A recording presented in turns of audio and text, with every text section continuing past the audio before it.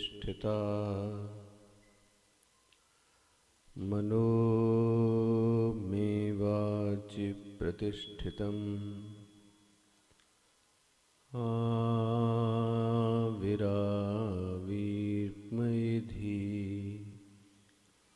वेदस्य मवार्निस्थः श्रुतं मे मा प्रहासीः अनेनाधीतेन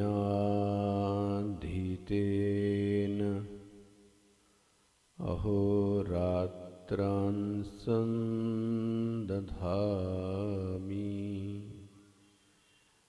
ऋतं वदिष्यामि सत्यं वदिष्यामि तन्मामवतु तद्वक्तारमवतु अवतु माम् अवतु वक्तारम् अवतु वक्तारम् ॐ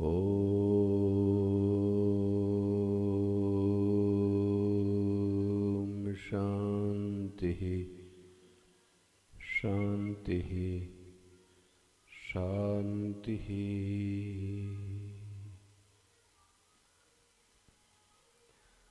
सदाशिवसमारम्भां शङ्कराचार्यमध्यमाम् अस्मदाचार्यपर्यन्तां वन्दे गुरुपरम्परां शङ्करं शङ्कराचार्यं केशवं वादरायणं सूत्रभाष्यकृतौ वन्दे भगवन्तौ पुनः पुनः भगवन्तौ पुनः पुनः भगवन्तौ पुनः पुनः। ॐ सहना भवतु सहनौ भुनक्तु सह वीर्यं करवावहै तेजस्विनावधीतमस्तु मा विद्विषावहै।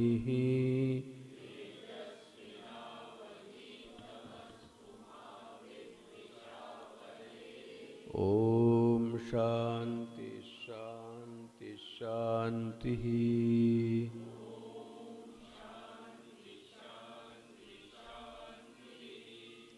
शान्तसंकल्पसुमना यथा स्यात्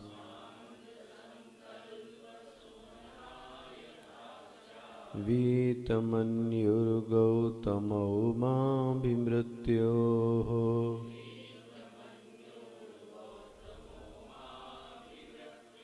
त्वत्प्रशस्तं मा विवदेत् प्रतीत।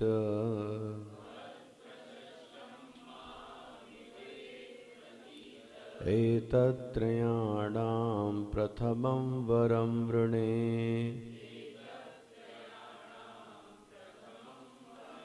यथा पुरस्ताद् भविता प्रतीत।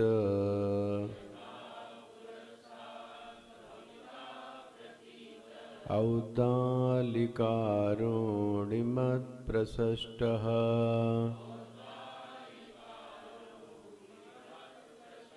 सुखगं रात्रिशयितावीतमन्युः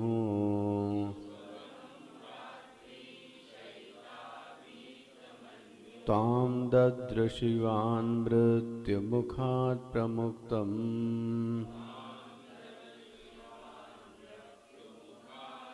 स्वर्गे लोके न भयं किंचनास्ति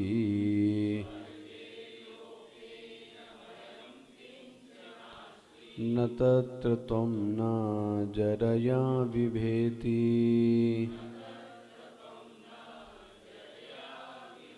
उभेतीर्त्वाशनाया पिपासे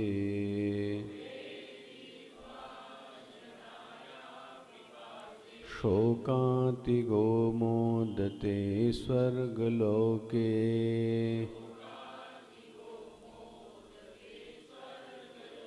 स त्वम् अग्निगं स्वर्गमध्येषि मृत्यो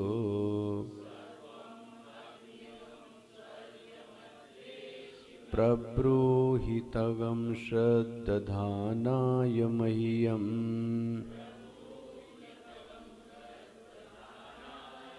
स्वर्गलोकावमृतत्वं भजन्त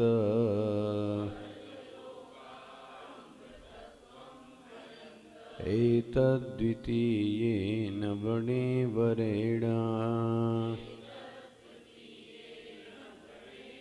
प्रतिब्रवीमि तदु मे निबोध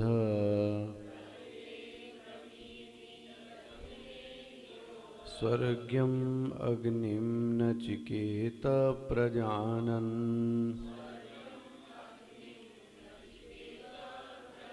अनन्तलोकाप्तिमथो प्रतिष्ठाम्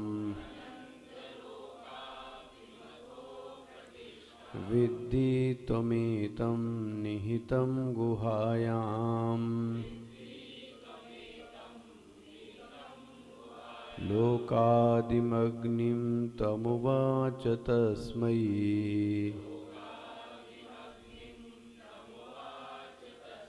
तस्मै यायिष्टकायावतीर्वा यथा वा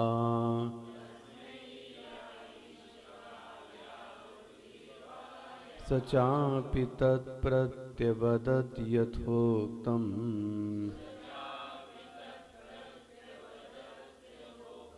अथास्य मृत्यु पुनरेवाहतुष्टः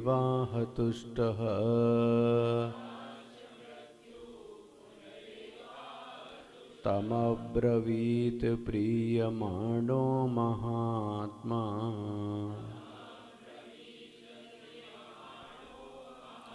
वरं तवेहाद्य ददामि भूयः तवैव नाम्ना भवितायामवग्निः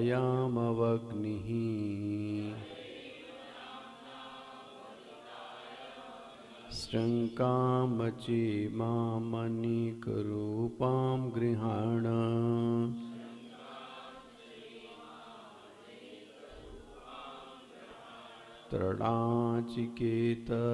तृणाचिकेततिविरेत्य सन्धिम्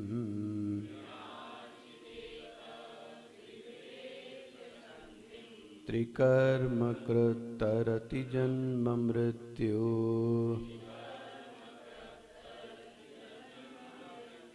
ब्रह्मयज्ञं देवमीड्यं विदित्वा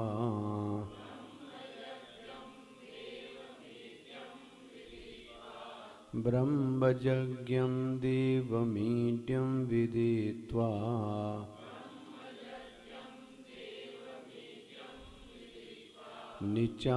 निचाययेमागं शान्तिमत्यन्तमेति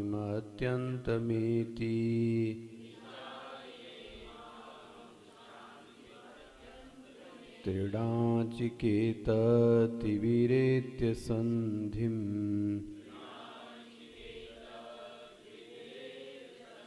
त्रिकर्मकृत्तरति जन्म मृत्यु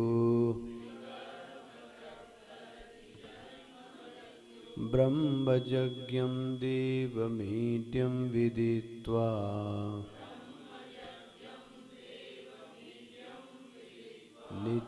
निचायेमागं शान्तिमत्यन्तमेति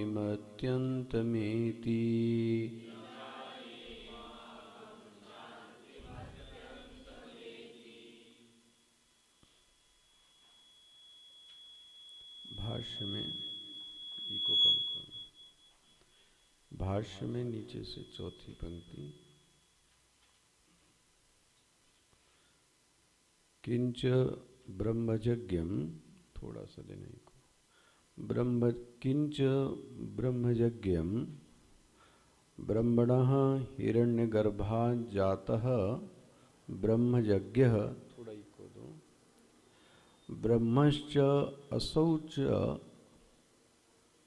ज्ञश्च इति ब्रह्मयज्ञः सर्वज्ञो हि असौ तम देवं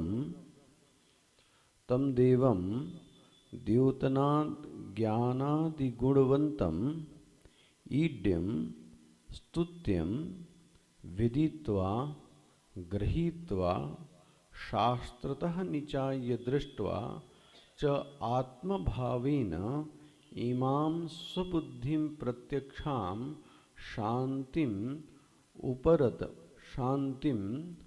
उपरतम इति अत्यंतम अतिशयेन इति वैराजम पदम ज्ञान कर्म समुच्चय अनुष्ठानेन प्राप्नोति इत्यर्थः।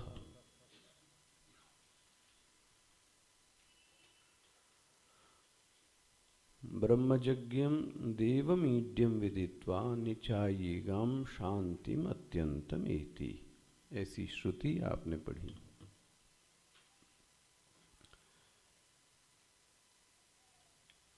श्रुति पहले ही एक फल बता चुकी कि उस साधक को जन्म मृत्यु से पार हो जाता है जिसने 3 बार नचिकेत अग्नि का अनुष्ठान किया होवे, 3 प्रकार के संबंध उसके जीवन में होवे और 3 प्रकार के कर्म होने चाहिए। उसको यह फल मिलता है कि उसको जन्म और मृत्यु से पार हो गया। फिर श्रुति दूसरा वाक्य कहती है, एक आत्यंतिक शांति, एक नैष्ठिकी शांति को भी जीव प्राप्त होता है। बोले उसकी साधना क्या है, उसकी उपासना क्या है? तो श्रुति बोलती है विदित्वा। उसको पहले क्या करो, जानो। बोले किसको जाने और क्यों जाने? बोले यदि जीवन में शांति चाहिए तो उसको जानो। बोले किसको जाने? देवम, उस देव को जानो। क्या करें देव को जानो? कि वो देव कैसा है?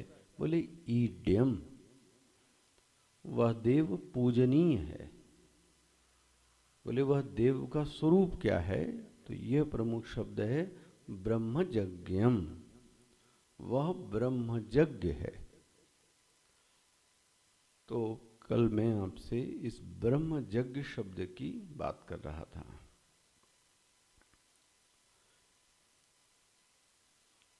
एक प्रक्रिया को ऐसा समझें कि एक सूत्र क्या कहा गया, यथा पिंडे तथा ब्रह्मांडे। आप इस बात को एकदम सत्य मानिए, जैसे आपके साथ घटित हो रहा है, जो आपका शरीर है, जो आप में घटित होता है, वैसा ही ब्रह्मांड में भी घटित होता है। तो आपके शरीर को क्या कहा गया? पिंड। और उस बड़े शरीर को क्या कहा गया? ब्रह्मांड।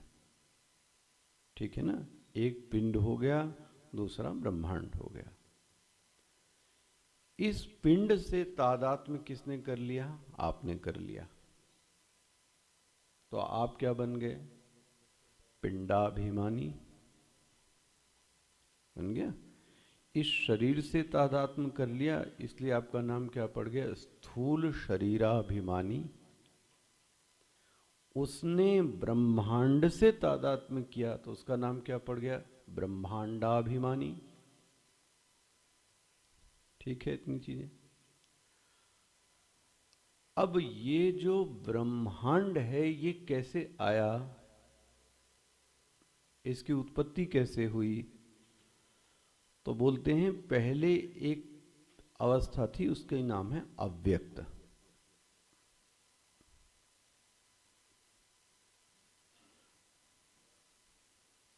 बोल दूं क्योंकि आप कहीं गलत ना जाएं। There is a difference between the non manifestation and non existence. ठीक है, ये non manifestation and non existence दोनों की जोड़ी को मिलाइएगा। एक चीज नॉन मैनिफेस्ट है, नॉन मैनिफेस्ट मतलब अव्यक्त है, इसका मतलब वो नहीं है ऐसा नहीं है। बहुत शांति से समझिए इस चीज को। नॉन मैनिफेस्ट का मतलब नॉन एग्जिस्टेंस नहीं है।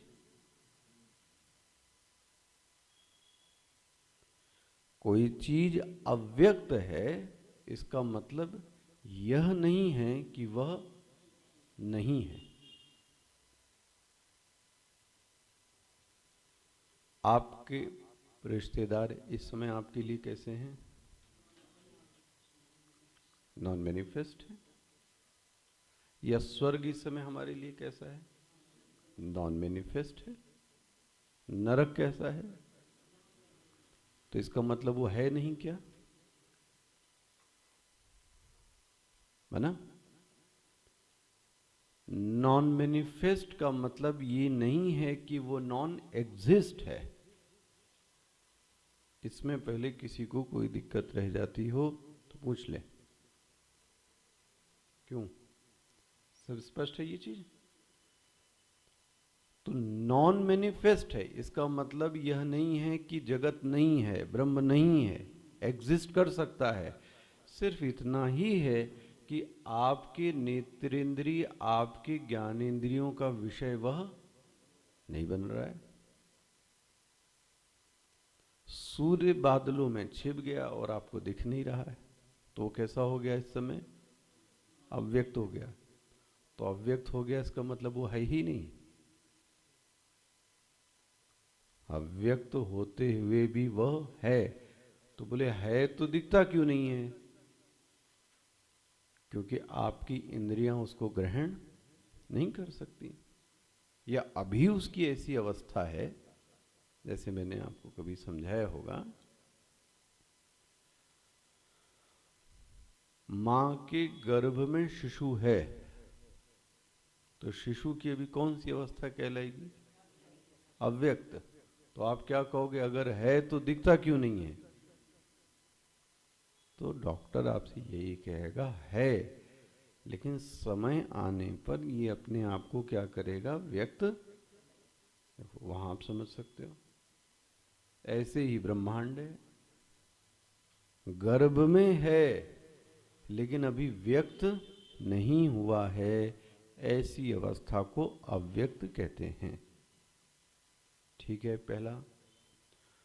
दूसरी अवस्था है अव्यक्त से सूक्ष्म समष्टि। तो वह अब अव्यक्त भी नहीं रहा, हाँ व्यक्त भी नहीं है, तो कैसी अवस्था हो गई? सूक्ष्म। जैसे मैंने कल आपसे कहा कि एक बीज को आपने बो दिया तो उसमें से एक छोटी सी कोपल निकल आई, है ना? तो वह सृष्टि कैसी हुई? सूक्ष्म समष्टि। किसकी बात कर रहा हूं? ब्रह्मांड की। और उसी सूक्ष्म समष्टि से फिर कौन निकल आई? स्थूल समष्टि, जो आपके सामने है। तो क्या सीक्वेंस हो गया? अव्यक्त, सूक्ष्म समष्टि, स्थूल समष्टि। ये नहीं समझ में आता है तो अपने को देख लो। गाढ़ी नींद में आप क्या थे? अव्यक्त थे। फिर धीरे से अपने आप को क्या किया? व्यक्त किया, लेकिन पूरी तरीके से व्यक्त। और इस समय आप कैसे हो गए? व्यक्त।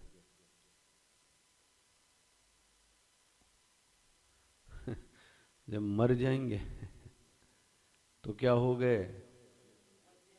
अव्यक्त। और पैदा हुए नहीं कहीं अभी आप, ठीक है? लेकिन कहीं भूत प्रेत और कुछ अन्य योनियों में पड़े हैं, लेकिन मनुष्य शरीर में व्यक्त तो आप कौन सी अवस्था कहलाएगी? सूक्ष्म। और मनुष्य शरीर में आ गए तो आपको क्या मिल गया? अरे बोले तो दिख गया। अब किसकी समझ में नहीं है? इससे सरल तो अब नहीं समझा सकता। अव्यक्त हो गई, नॉन मैनिफेस्ट, फिर सटल। तो सटल के दो फॉर्म हैं, एक व्यष्टि, क्लियर हुआ? व्यष्टि मतलब आप, समष्टि मतलब ये। फिर स्थूल के भी दो प्रकार हैं, एक आप और एक ब्रह्मांड। तो अव्यक्त, सूक्ष्म समष्टि और स्थूल। चैतन्य एक ही है, उसने यह तीनों से तादात्म्य कर रखा है। किससे? अव्यक्त से, सूक्ष्म से, स्थूल से। तीन ब्रह्म नहीं हो गए, उपाधियां तीन हो गई। जब उसी ब्रह्म की सूक्ष्म समष्टि उपाधि लग गई तो उसी का नाम हिरण्यगर्भ है। स्पष्ट हो गया? नहीं हुआ? हाँ बोलो।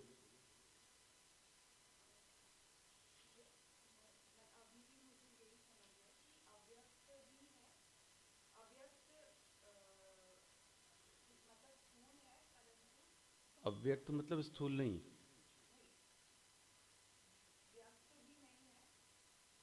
हाँ, अव्यक्त भी नहीं है, अव्यक्त भी नहीं है, उसको सूक्ष्म कहेंगे।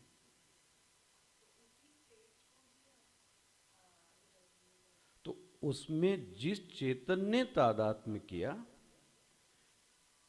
ये तो एक अवस्था हुई, उसमें कोई ना कोई चेतन तो होना चाहिए। जैसे कि एक पुरुष है, लेकिन जैसे ही पत्नी आई तो उसका नाम क्या पड़ गया? पति। तो पत्नी की उपाधि के कारण उस पुरुष का नाम पति पड़ा। उपाधि हट जाएगी तो उसका नाम, व्यक्ति, चरित्र सब कुछ हट जाएगा।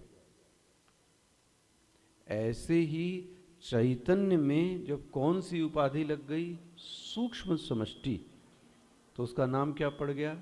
हिरण्यगर्भ। ठीक है? बोले कुछ नहीं पड़ा, कोई तादाद में नहीं है तो बोले फिर निर्गुण ब्रह्म है, निराकार ब्रह्म है, कोई इसकी उपाधि नहीं, प्योर आत्मा है। लेकिन जैसे ही उसकी सूक्ष्म समष्टि हो गई, उसकी उपाधि जुड़ गई, तो वैसे ही उसका तुरंत नाम क्या पड़ गया? हिरण्यगर्भ। उसी हिरण्यगर्भ से, सूक्ष्म समष्टि से एक चीज निकली, स्थूल समष्टि। तो अब चैतन्य की उपाधि क्या हो गई? स्थूल समष्टि। उपाधि क्या हो गई? स्थूल समष्टि। उस स्थूल समष्टि का नाम, हाँ, विराट रखा गया, जिसको कि यहां ब्रह्मज शब्द से बोल सकते हैं। इतनी व्याख्या की, ब्रह्मज। तो ब्रह्म का अर्थ क्या लेना पड़ेगा? हिरण्य गर्भ। और हिरण्य गर्भ से जिसका जन्म हुआ, हिरण्य गर्भ के बाद जिसका जन्म हुआ, वो कौन है? वो ये आपके सामने विराट है।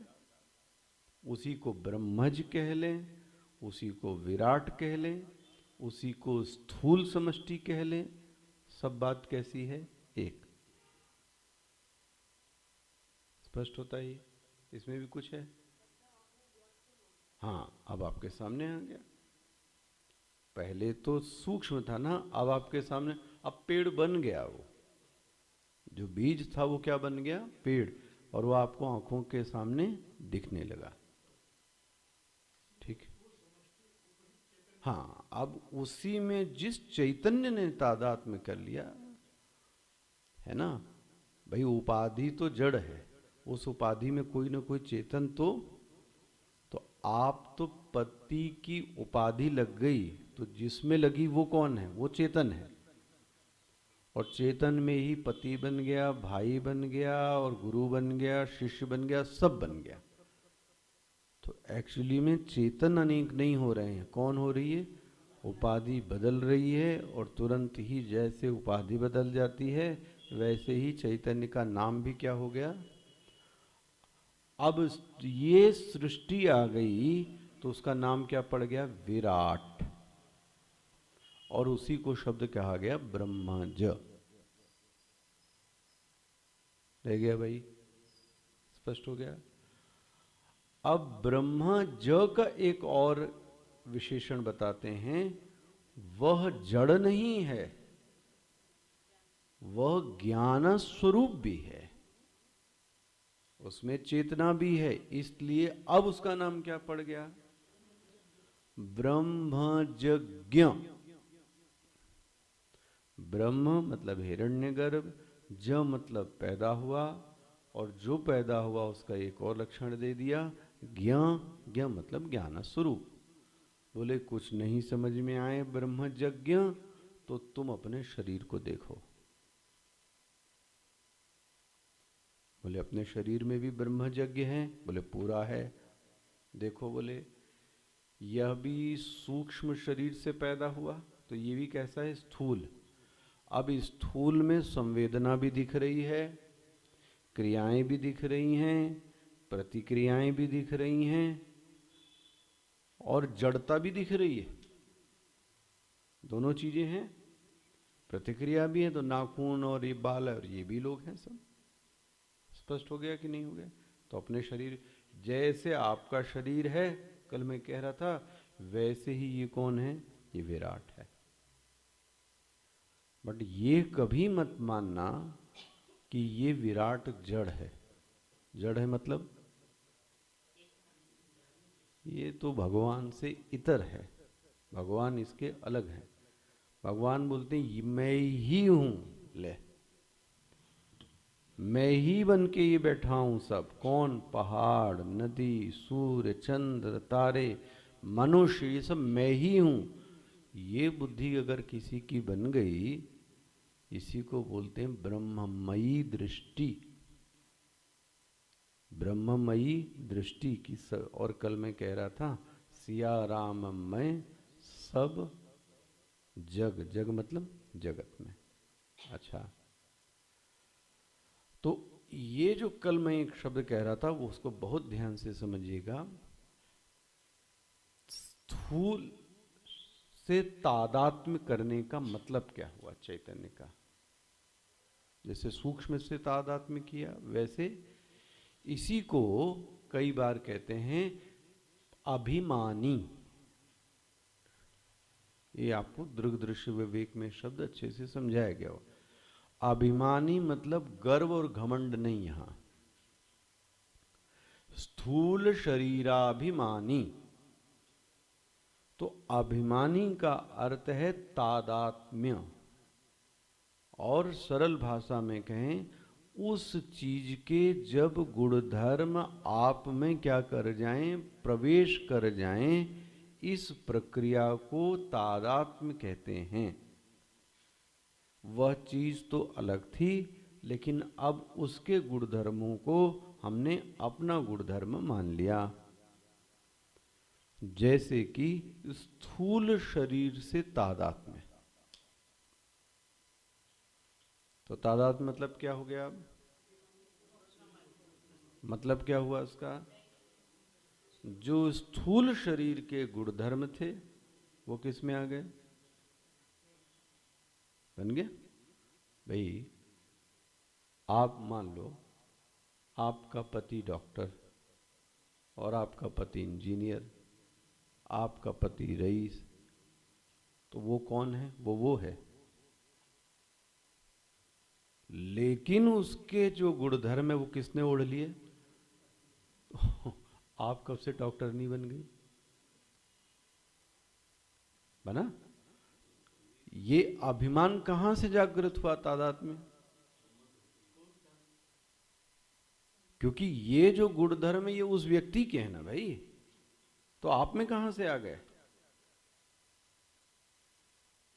क्योंकि मैंने उस व्यक्ति से क्या कर रखा है, अब उसके जो गुण धर्म हैं, हाँ, वो किसके आ गए?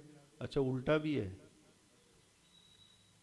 उल्टा भी एक, चलो अभी तो दो साइड। अगर वो पियक्कड़ है तो दुनिया क्या कहती, किसकी है पत्नी है? ये उसी की पत्नी है। ले, तो अब उसके जो गुण धर्म थे वो भी किस में आ गए? बना ना।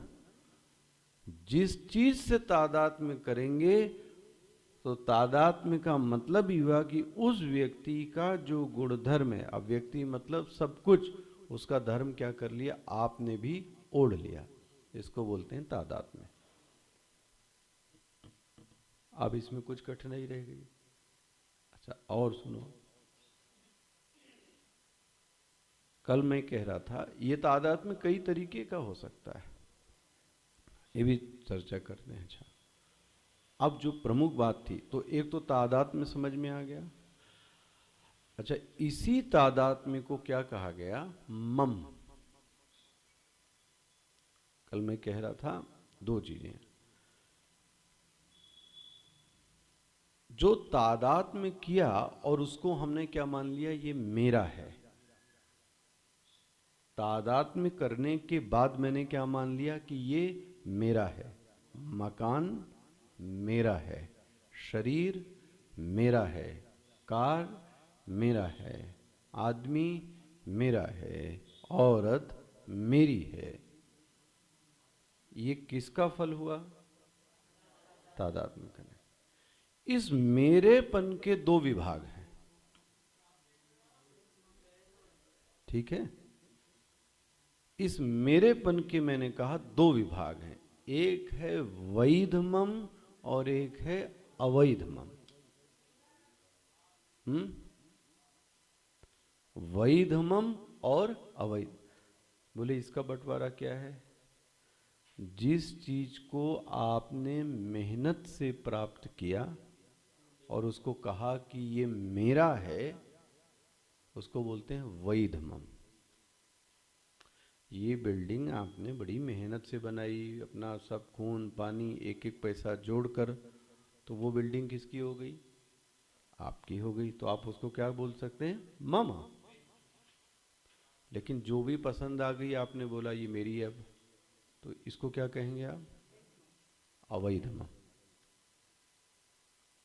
इसी को बोलते हैं, वह जो चीज जुड़ी, जो मम बना आपको, वो क्यों बना? वैधमम का आधार क्या हुआ?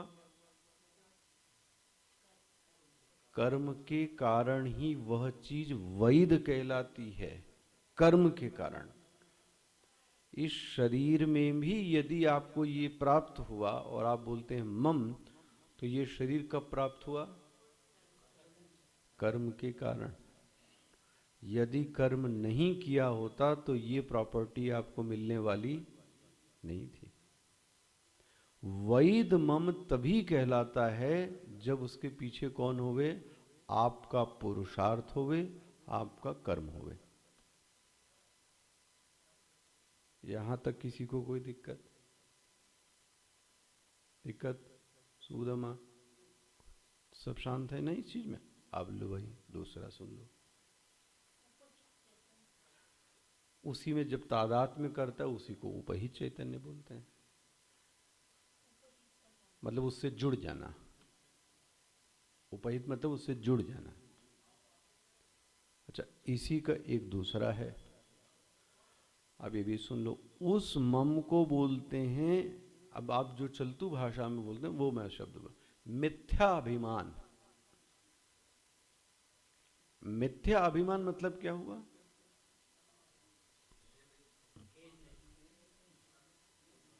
मिथ्या अभिमान मतलब क्या हुआ? आपने उसको अपना बना लिया है, लेकिन वो आपका। इसी मिथ्या अभिमान को ही दर्शन की भाषा में अवैध मम कहते हैं। जो आपका है नहीं और आपने उसको जबरदस्ती अपना बना के रखा है। बोले महाराज ये अवैध मम है, ये आप कौन होते हैं कहने वाले? बहुत सही, सुंदर है। तो बोले इसका बंटवारा कैसे करेंगे कि ये वैध है कि ये अवैध है? अब कैसे करोगे? ये मिथ्या अभिमान है, इसका कैसे करोगे?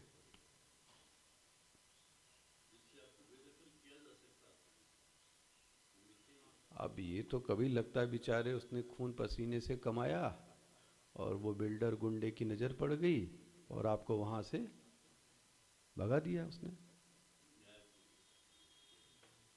तो अब आप पैचअप कर रहे हो ना धीरे धीरे। सही सही एकदम ओरिजिनल परिभाषा दो कि कैसे मैं पहचानूं कि ये आपका मिथ्या अभिमान है। ये अपना अपना मिथ्या अभिमान पहचानना हो तो क्या करोगे?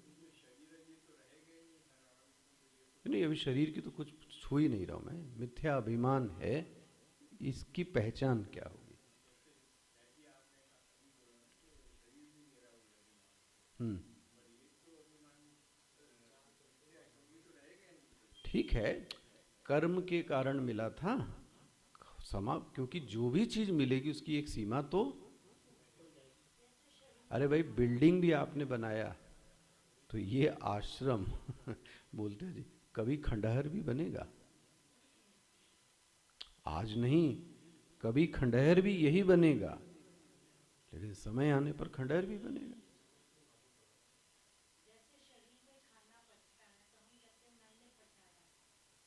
अभी वो अभिमान की बात नहीं करना जो आप लोग जो बोलते हैं ना कि भाई देखो इसको कैसे बोलते हैं, अवैध मम पहचानना हम आपको दिखाते हैं। जो आपका है नहीं वो आपने अगर मान लिया है तो समय आने पर वह अभिमान बाधित हो जाएगा। क्या कहा है? समय आने पर प्रकृति समय का इंतजार करेगी और आपका वो अभिमान क्या कर देगी? चूर कर देगी। अगर वो कौन सा अभिमान है? अगर अवैध है तो, हाँ, इनलीगल। अगर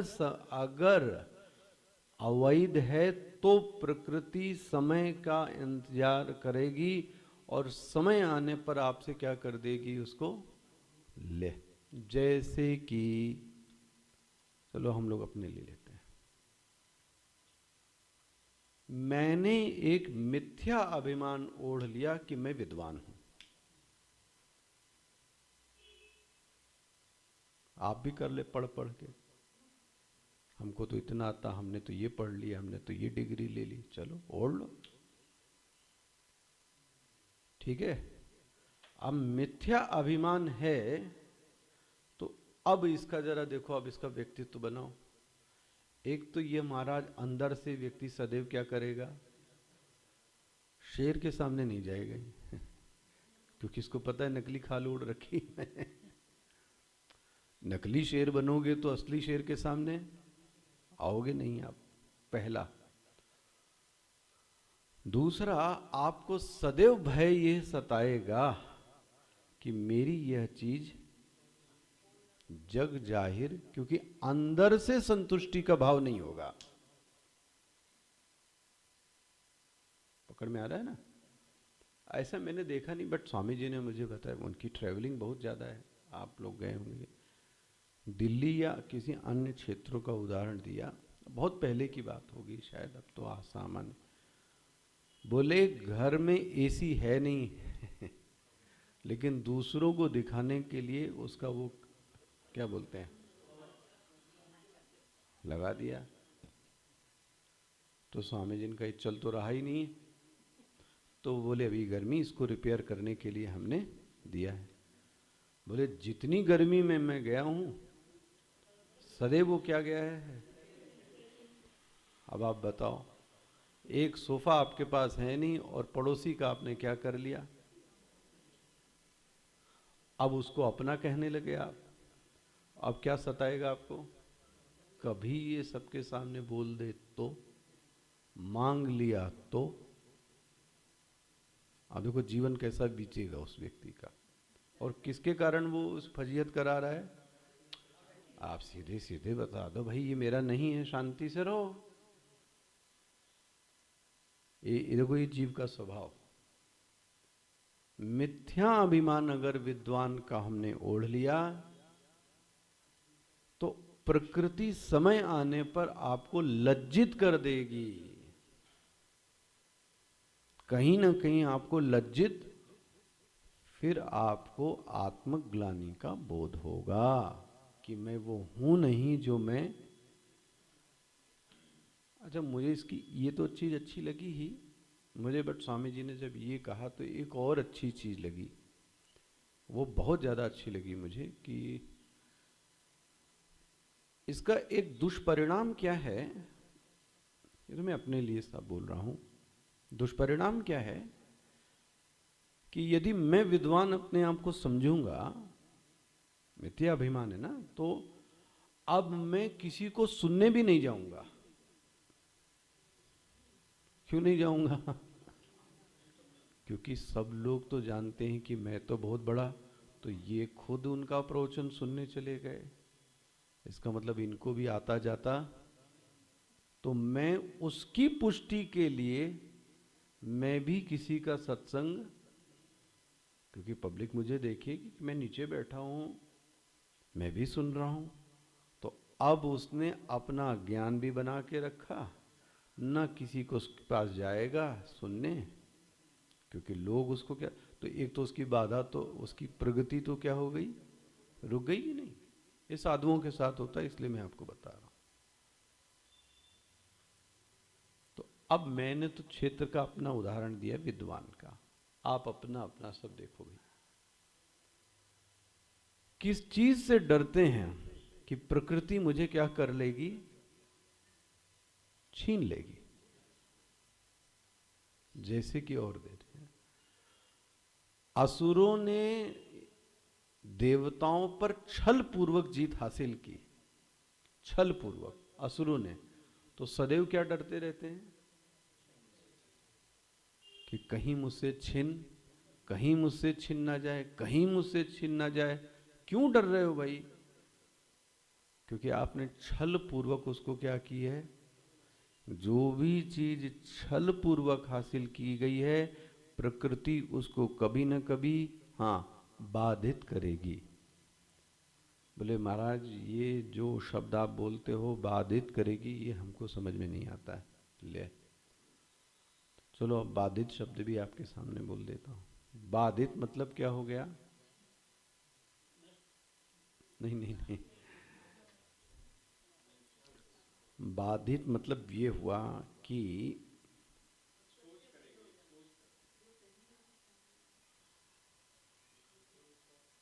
प्रबल प्रमाणों के आने के सामने वह टिक नहीं पाएगी। दुर्बल नहीं, प्रबल प्रमाणों के आने के सामने वह चीज टिक नहीं पाएगी। इसी को इंग्लिश में बोलते हैं फॉल्सिफाई। बोले आप महाराज इसका उदाहरण दो। देते हैं, जैसे कि आपको आकाश में नीलिमा दिख रही है,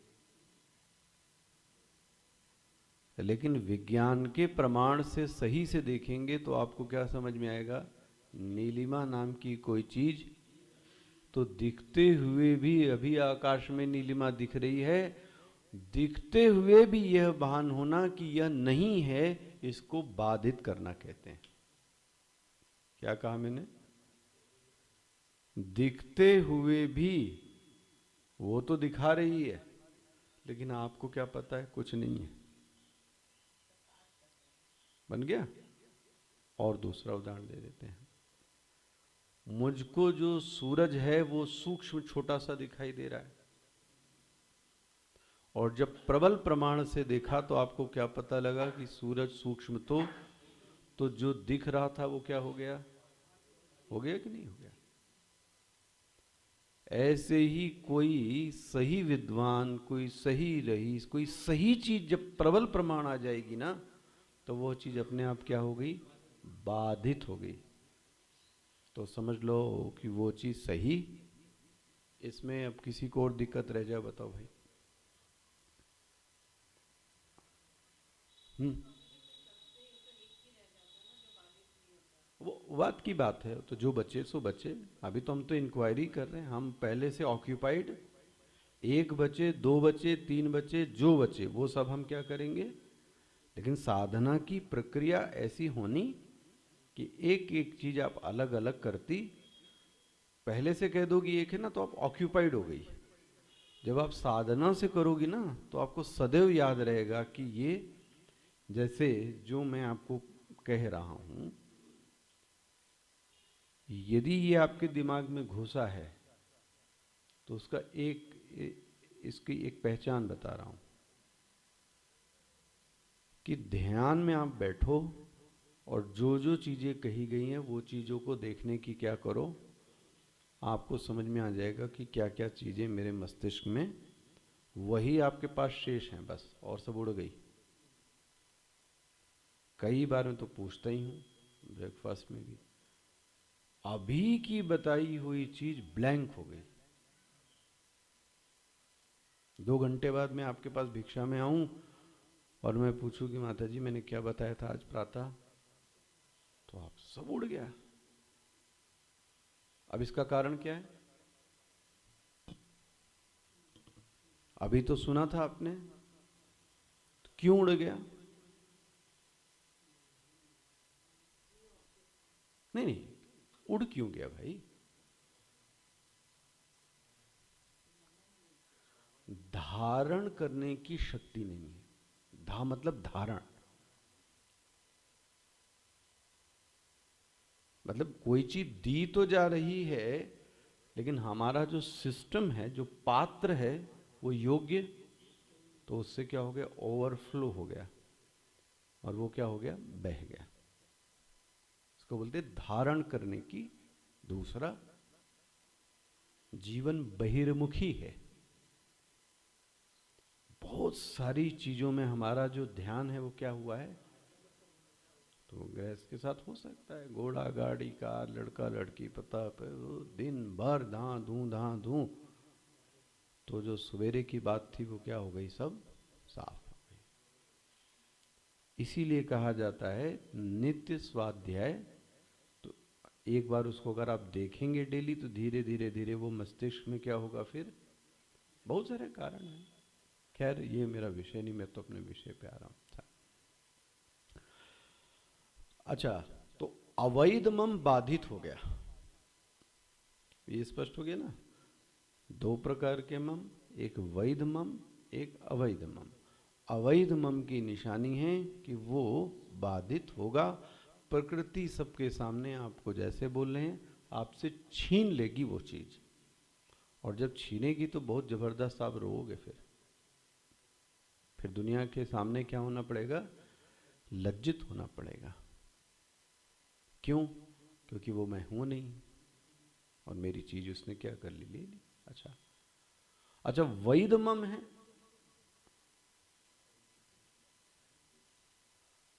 तो बोले वैध मम पर बताइए कि ये वैध है, और वैध की निशानी ही है, वैध मम के घटने का जो कारण ही है वो क्या है, कर्म।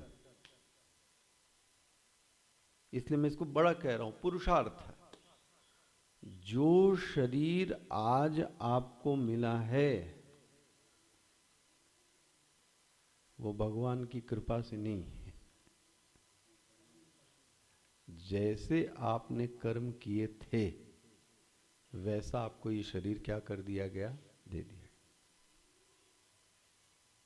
तो सोचो, जो ये प्राप्त हुआ ये आपकी वैध कमाई है कि नहीं है? आप चिल्ला चोट करो आपकी हमको और चाहिए और चाहिए, तो कुछ नहीं होने वाला है, क्योंकि कमाई ऐसी ही की थी तो ऐसी ही। अरे सबसे अच्छी तो जो आयु है, वो आयु किसका परिणाम है, आपके कर्मों का परिणाम है। आयु कम, आयु ज्यादा, आयु बीच की, ये सीधा सीधा दिखता है कर्मों का परिणाम। कब के कर्मों का? पिछले कर्मों का परिणाम। जैसे अब ये तो इमोशनल कार्ड खेलती माता जी लोग कि अब हमको उठा ले भगवान। अब कोई नहीं उठाएगा आपको। ये सब अरे हमारे सामने बड़े नाटक होते दिन भर, आपको कुछ नहीं, मन से नहीं बोलेंगे। हम बोल भी दे चलो कल भागवत कर देंगे हम तुम्हारे लिए, तो बोला आप ऐसी बातें करते मेरे लिए जीते जी, हम तो तैयार बैठे हैं, बांस भी रख देंगे। तो फिर अरे ये आप ऐसी, तो अभी क्यों खेल रही थी इमोशनल कार्ड कि मैं तो चली जाऊंगी? आप सोचो ना। तो भैया कोई आने और जाने का जो है वो कर्म है। जिस दिन कर्म समाप्त हो जाएंगे आप यहां से चले जाओगे, और कर्म नहीं समाप्त होगा तो हो सकता है आपके सामने वाला समाप्त हो जावे, आप अभी भी जीवित रहोगे, उसमें कौन सी बड़ी बात। इसका निपटारा आपकी इच्छा नहीं है, यह आपके किए गए क्या हैं, कर्म। तो पहली आपके पास जो है वो गिना रहा हूं। दूसरा, जो आपको संपत्ति प्राप्त हुई है, कुछ चीजें तो आपको हेरिटेरी में भी तो मिली होंगी, वो कहां से मिली?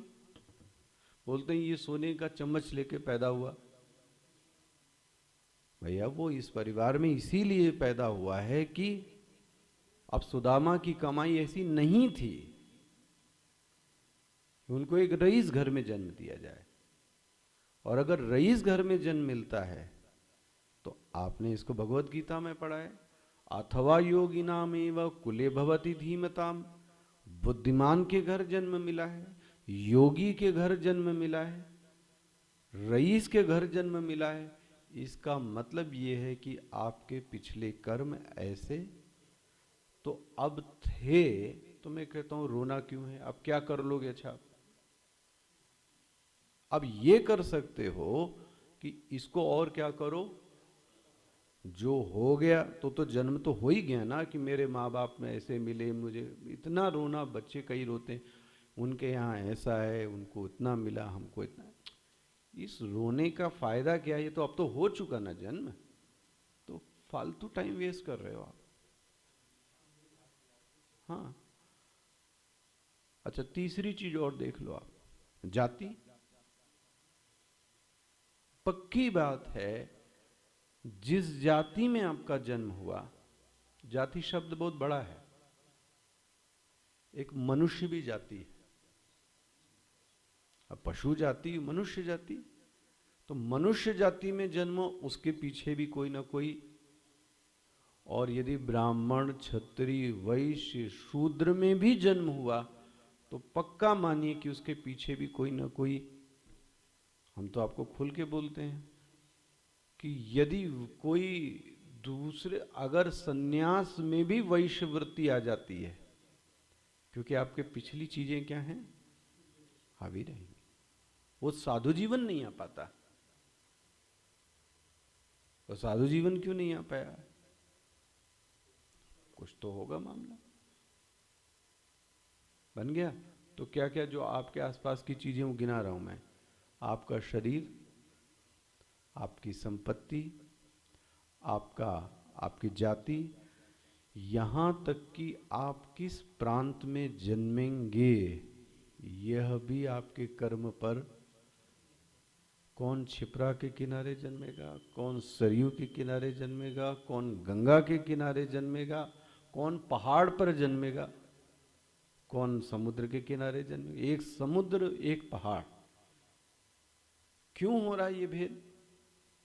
इसके पीछे भी कोई ना कोई कारण है। और कोई शुद्ध गंगा के किनारे पैदा हो रहा है।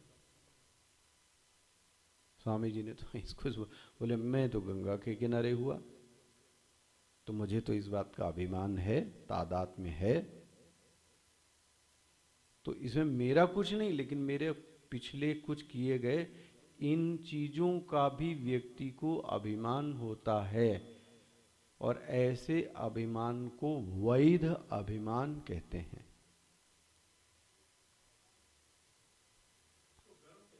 ठीक है, गर्व कह लीजिए, हम तो टेक्निकल अभी कर रहे हैं आपको, क्योंकि उसका जो लक्षण था वो किसने ओढ़ लिया? आपने। ये पवित्र जगह है, तो फिर मैं भी कैसा हो गया? पवित्र, है ना, इस घर में ये पैदा हुए तो फिर मैं भी रईस। अभी तो आप योगी हो नहीं, लेकिन नहीं, योगियों के घर में जन्मे तो फिर मैं भी। तुमने तो अभी ब्राह्मण को कोई कार्य नहीं किया, अभी भाई पैदा हुए, नहीं बोले मैं भी ब्राह्मण। स्पष्ट हो गया ये सब किसके कारण भाई? अच्छा, अब और देखो, बहुत बड़ा है ये। जो सबसे पहला जो अभिमान आता है वो आता है देश का। जैसे अगर आप इसको और समझना चाहो तो जब विदेश में आप मिलते हैं तो सबसे पहले वो पूछता है कि आप किस कंट्री से हैं। वो ये नहीं पूछता आप कहाँ और कौन और कितने, ना, किस कंट्री से, इसका मतलब किस देश से। ये भी अगर आपको पता है। अब इसके पीछे कितना रहस्य है। तादाद में देखो, भारत से जैसी भारत की छवि, तो अब आपको भी वैसे ही गिना जाएगा। देखो क्या तादाद में। एक ग्लोबल परिदृश्य में जो आज भारत की स्थिति होगी और आप बोलते हैं कि आई एम इंडियन, तो वो जो ग्लोबल छवि है वो किस पे आ गई? वो आप पर आ गई। अब देखो आपको क्या मिला। अच्छा, उल्टा भी है, मैं पाकिस्तानी हूं, ये मेरे नाम के आगे कोई विशेष शब्द लग जाता है तो आपको हर एयरपोर्ट पे रोका जाता है। क्यों? क्योंकि वो जो छवि है, वो छवि आपको भी क्या करनी पड़ेगी? झेलनी तो पड़ेगी। देख रहे हो कितना बड़ा तादाद। अब ये परिवार की बात नहीं हो रही है, देख रहे हो कितना बड़ा तादाद में कि मैं भारत से आया हूं और देश के किसी कोने के एक एयरपोर्ट पर आपको वैसा ट्रीटमेंट दिया जा रहा है। कैसा ट्रीटमेंट? जो भारत की छवि का पूरे ग्लोबल स्तर पर दिमाग पर है। ये क्या है? देखो, अब ये इसको कभी छोटा मत समझ लेना, बहुत बड़ी चीज है कि हमारा तादात्म्य किससे है। तो इसलिए मैं बोला था पहला तादात्म्य। तो आगे देखो, मुझे एक और अच्छी चीज है, व्यक्ति की जो शक्ति है वो भी उस तादात्म्य अभिमान के कारण ही होती है। ये आपके प्रैक्टिकल फैक्ट हैं। जैसा तादाद में वैसी शक्ति। क्या कहा जा रहा है? और किसी अमीर घर का कोई नौकर होगा, उसकी शक्ति देखो आप। बोले मैं करा दूंगा। अरे तुम करा दोगे? बोले हाँ मैं करा दूंगा, जाओ। कलेक्टर के पास वाला रहने वाला चपरासी हो तो, कमिश्नर के पास रहने वाला चपरासी हो, मुख्यमंत्री को पानी पिलाने वाला हो, वो क्या कहेगा? जो काम कलेक्टर नहीं कर सकता, ठीक है, वो काम मैं आपका करवा दूंगा सर। कहां से, किसके कारण ये शक्ति आ गई इसमें? तुम्हारी क्वालिफिकेशन ऐसी है तो आप तो पढ़े लिखे, वो पानी पिला रहा है, लेकिन उसमें इतनी शक्ति कहां से आ गई? तादात्म्य के कारण। देखो आप, जिस चीज से आपने तादात्म्य किया उसकी जो शक्ति है ना, तो उसका प्रभाव आपकी शक्ति पर भी पड़ता है। अब ये बहुत बड़ा है ये विषय। आप जिन जिन लोगों से जैसा जैसा तादाद में है, हाँ, वो वैसी शक्ति आप में भी आ जाती है। भाई जैसे आप भी आप आश्रम लेके आए तो आपके अंदर कहीं तो ये भावना रही होगी ना कि मैं इस आश्रम से, तो आप रिश्तेदार को भी लेके आओगे, इष्ट मित्रों को भी लेके। वो कौन लाएगा? जिसने उसका तादाद में किया हो। और अगर तादाद में नहीं है तो उसको याद भी नहीं आएगा कि मैं कहीं जाती हूँ या मुझे रिश्तेदारों को लेके आना चाहिए या मुझे लोगों को दिखाना चाहिए। वो शक्ति ही तब पैदा होती है, मतलब उस व्यक्ति के होने से नहीं। पकड़ में आ रहा है? उस व्यक्ति के होने से नहीं। तो ईश्वर तो है ही है, लेकिन उस ईश्वर के होने के बावजूद, हाँ, मेरा उस ईश्वर से कोई तादात्म्य। सोचो आप, मुझे एक याद है 1999 में, 1990, मैंने आपको बताया होगा कि स्वामी जी के साथ हम उत्तरकाशी से गंगोत्री, गंगोत्री से गोमुख, गोमुख से हम चले गए ऊपर बिना बताए तपोवन। ठीक है, वो बर्फ का मतलब ग्लेशियर में, और उसी समय 360 लोग वहाँ मर चुके थे 2-3 दिन पहले, अंदर ही चले गए। तो आपको लगेगा कि ये बर्फ है, बट वो अंदर क्या होता है पता है? पूरी, उसको बोलते तपोवन। खैर, हम 4-5 लोग गए, हमारे आचार्य। वहाँ एक महात्मा मिला, जो त्रिशूल गाड़े। अब आप समझ सकते हो इतनी चढ़ाई में क्या हालत हुई होगी। तो उसने क्या बोला कि चाय पियोगे, रोटी खाओगे? अरे हमारे पास बहुत चाय है यहाँ पे। कॉफी पियोगे, खाना खाओगे? चलो आज खीर बनाते हैं। अब मन ऐसी लालच आ गया, क्या कह रहा है, इतना थके आंधे ऊपर आए, कहता चलो आराम करते, खाट वाट दिखा, ले गया। कहता देखो ना, ये सब खीर ही खीर है पूरा, चलो ये बिस्तरा ही है, सफेद चद्दर। उस महात्मा का जो तादात्म्य है वो किससे है पता है? हमको तो चिढ़ लगी, हम थक के आए, ये बोल रहा है कि ये खीर है, ये बिस्तरा है, ये चादर है, उल्टी सीधी बातें बोल रहा है ये, बट वो तो वहीं रहता है। अब सोचो उसका तादात्म्य क्या हो गया कि ये सब भगवान का ही सब कुछ। तो आपकी दृष्टि बदल जाए, जिस चीज से आपका क्या हो जाए पता है? तादात्म्य। अच्छा, इसको कंक्लूड करें। व्यक्ति के अभिमान के अनुरूप उसको 4 चीजें मिलती हैं।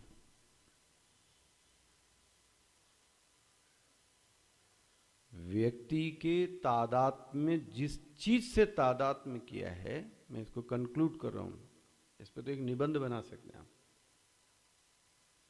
जिस चीज से आपने तादात्म्य किया है उससे व्यक्ति को 4 चीजें मिलती हैं। पहला, भोग।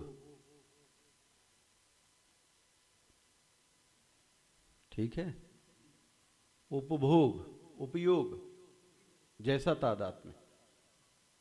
अब ये सब की व्याख्या आप अपने आप करना भाई, ये फिर लंबा हो जाएगा। तीसरा,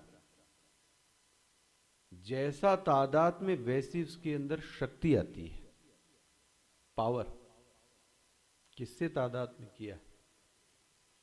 तो मैंने आपको बोला कलेक्टर से किया, कमिश्नर से किया, मुख्यमंत्री से किया, रईस से किया, साधु से किया, या भगवान से किया।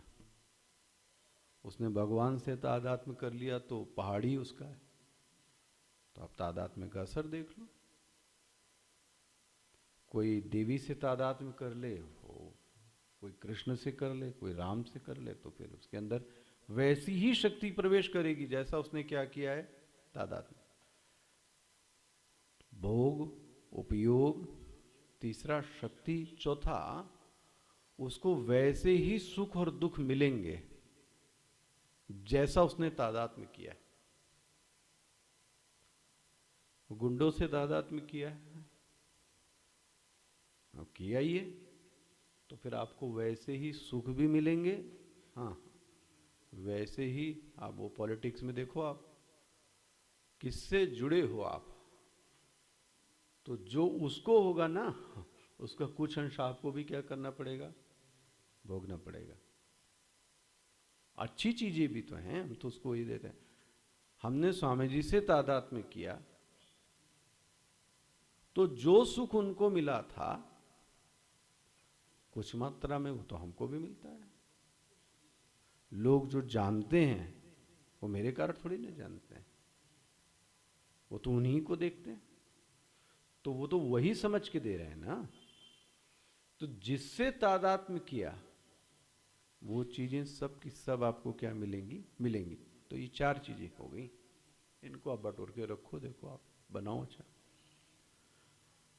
हो गया मेरे ख्याल से। अभी इस पे तो आपको ये जो तादात्म्य और ये जो अभिमान शब्द है, अब ये तो समझ में आता होगा ही। रह गया भैया? अब इससे ज़्यादा मुझे भी नहीं पता और मैं भी नहीं समझा सकता तादाद। उसके बाद आप चले ही जाओ, ठीक है। ये शब्द कहाँ से खोला है मैंने, कहाँ से लिया ये? सूक्ष्म समष्टि से तादात्म्य करने के कारण उसका नाम हिरण्यगर्भ, और उसी हिरण्यगर्भ से जो निकला अब उसका नाम क्या पड़ गया? विराट। विराट उसका नाम क्या पड़ गया? स्थूल समष्टि। वो स्थूल समष्टि कैसी है? ज्ञ। ज्ञ मतलब भाष्यकार ने क्या दिया है, देखो पढ़ो। ब्रह्मश्च असौच ज्ञ च इति ब्रह्मज्ञः। इसका अर्थ क्या है? सर्वज्ञ। मतलब ये जो विराट है इसको कोई जड़ मानने की कोशिश, ये कैसा है? वही चेतन है। गड़बड़ ये होती कि हम इसको जड़ मान लेते हैं। यहाँ एक चेतन है, उसी का नाम ये विराट है। भाई इसी को तो आप सरल भाषा में बोलते हो कभी, वास्तु पुरुष लेटा है। वास्तु पुरुष मतलब क्या हुआ? अगर उसको आप कभी नेट पर और कभी कोई आपको समझाए तो एक पुरुष लेटा रहता है, बहुत बड़ा सा पुरुष है, उसकी आंख, उसके नाक, उसके कान। तो वो वास्तु पुरुष सिर्फ आपके मकान का नहीं है पूरे विराट भर में वो लेटा है। ये आएगा आपको प्रश्नोपनिषद में, वो विराट पुरुष पूरा लेटा पड़ा है। तो ये इस मैं क्या कहना चाहता हूँ, ये जो जगत है, कौन सा जगत? स्थूल समष्टि, ये विराट है और ये कैसा है? ज्ञ स्वरूप है। तो अब भगवान भाष्यकार क्या बोलते हैं, क्या करें इसका? बोले समझ में तो आ गया, क्या करें? बोले इसको जानो विदित्वा, ये मूल शब्द आया था, इसको जानो। तो बोले इसको जानने का मतलब क्या हुआ? तो भाष्यकार ने बोला जानने का मतलब है विदित्वा ग्रहीत्वा। जानने का मतलब है कि इसको अपने दिमाग में ग्रहण कर लो। ओहो, ग्रहण कर लो। विदित्वा मतलब ये नहीं कि ऐसे ही जान लिया, ना ना, ग्रहीत्वा। और बहुत सावधानी से भाष, अपने मन मुताबिक मत जानो। स्पष्ट कह दिया। टीवी में प्रवचन सुन के मत जानो। टीवी में प्रवचन सुन के ये चीजें नहीं हो सकती। और टीवी में प्रवचन सुनेंगे तो कैसे करेंगे? तद विधि प्रणिपातेन परिप्रश्नेन सेवया। कैसे इसकी व्याख्या करोगे आप? टीवी पे सुनकर मत जानो। क्या बोलते हैं? शास्त्रतः। वाह, कितनी सुंदर बात। इसको जानो, इसको ग्रहण करो। कैसे ग्रहण करो? किसके अनुसार? अरे किसी के अनुसार नहीं, शास्त्रानुसार ग्रहण करो। ये दो कितना जोर दे रहे हैं शास्त्र पे। जानो, और जानने को जनाने वाला कौन होना चाहिए? बोले वो शास्त्र होना चाहिए। शास्त्र के अनुसार जानो, मन मुताबिक मत जानो, नॉवेल पढ़कर मत जानो, टीवी देखकर मत जानो। ये प्रमाण नहीं है। प्रमाण क्या है? शास्त्रता। कल चर्चा करेंगे।